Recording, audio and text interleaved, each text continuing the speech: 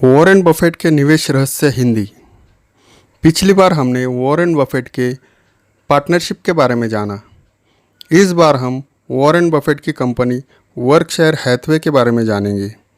Berkshire की मूल company का नाम था वर्कशायर कॉटन मैन्युफैक्चरिंग, जिसका निगमन सन 1889 में हुआ था। समय के साथ वर्कशायर ने कई कपड़ा मिलें खरीद ली और न्यू इंग्लैंड की सबसे बड़ी कंपनियों में से एक बन गई। इस पूरी अवधि में वर्कशायर ने अपने देश की कुल सूती कपड़े की मांग 25% उत्पादन किया और इसके लिए न्यू इंग्लैंड की कुल बिजली क्षमता का 1% उपभोग किया। सन 1955 में वर्कशायर का हैथवे मैन्युफैक्चरिंग के विलय हो गया, जिसके फलस्वरूप नई कंपनी का नाम वर्कशायर हैथवे रख दिया गया। दुर्भाग्यवश विलय के उपरांत कंपनी का प्रदर्शन खराब हो गया। 10 से भी कम वर्षों में शेयरधारकों को इक्विटी, शेयर होल्डर इक्विटी आधी हो गई तथा परिचालन हानि 10 मिलियन से भी अधिक हो गई। अगले 20 वर्षों तक बफेट इस समूह के प्रबंधन केन चेस के साथ न्यू इंग्लैंड के कपड़े के मिलों का लाभ लाने का प्रयास करते रहे, परंतु यह संभव न हो सका। इसके परिणाम बेहद निराशाजनक रहे। इक्विटी पर प्रतिलाभ को दोहरे अंकों तक पहुंचाने के लिए काफ़ी संघर्ष करना पड़ा।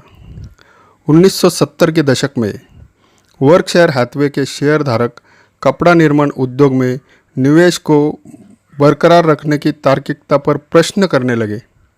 बफेट ने स्वीकार किया कि यह अत्यधिक कठिन कार्य था, परंतु उन्होंने कई बार इसके पीछे की अपनी सोच को अपने शेयरधारकों को सक्षम रखा और समझने का प्रयास किया। बफेट के अनुसार कपड़ा मिलें अपने अपने क्षेत्रों में रोजगार का सबसे बड़ा स्रोत थी।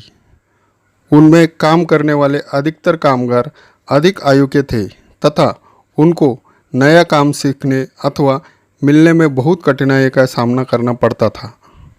मिलों के प्रबंधन ने काम को लेकर अत्यधिक गंभीर थे। मिलों की यूनियनें प्रबंधन से कोई अनुचित मांग नहीं कर रही थी और न ही कार्य में कोई बाधा उत्पन्न कर रही थी तथा बफेट को लगता था कि कपड़ा उद्योग से लाभ कमाया जा सकता है। फिर भी बफेट ने यह स्पष्ट कर दिया था कि वे अपेक्षा करते हैं कि कंपनी का कपड़ा उत्पादन विभाग न्यूनतम लागत पर लाभ कमाए।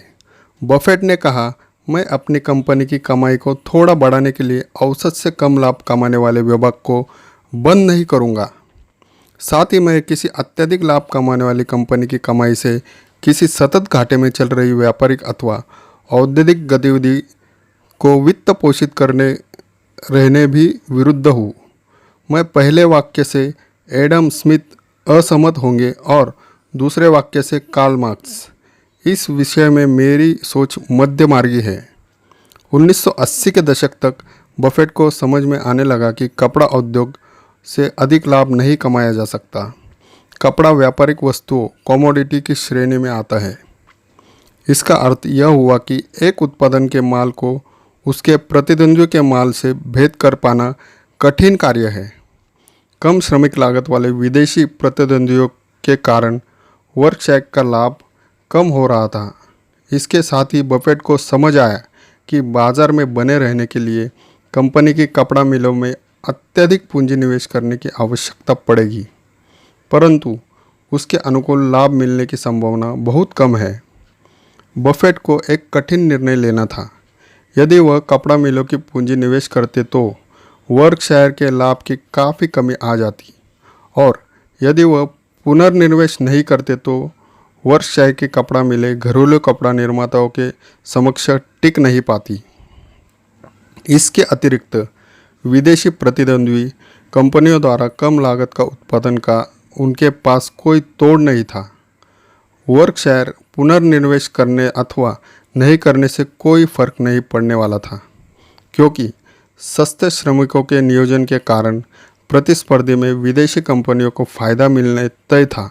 1980 में वार्षिक रिपोर्ट से वस्त्र उत्पादक समूह के भविष्य पर संकट का आभास होने लगा था।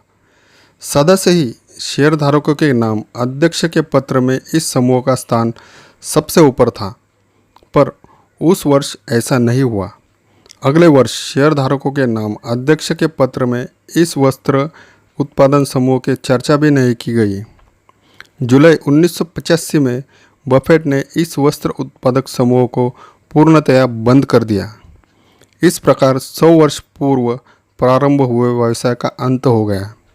वर्कशायर वस्त्र उत्पादक समूह के दुर्भाग्यपूर्ण अनुभव के दो महत्वपूर्ण परिणाम हुए। पहला, बफेट ने सबक सीखा कि किसी कंपनी के मूल व्यवसाय को पुनर्जीवित करने के प्रयास सदा सफल नहीं होते। दूसरा, वस्त्र उत्पादक समूह द्वारा आरंभ के वर्षों में कमाए गए लाभ से वर्कशायर ने एक बीमा कंपनी का क्रय किया, जो आगे चलकर एक सफल निवेश साबित हुआ। अगली बार हम बीमा कारोबार के बारे में जानेंगे। आपका दिन शुभ हो। धन्यवाद।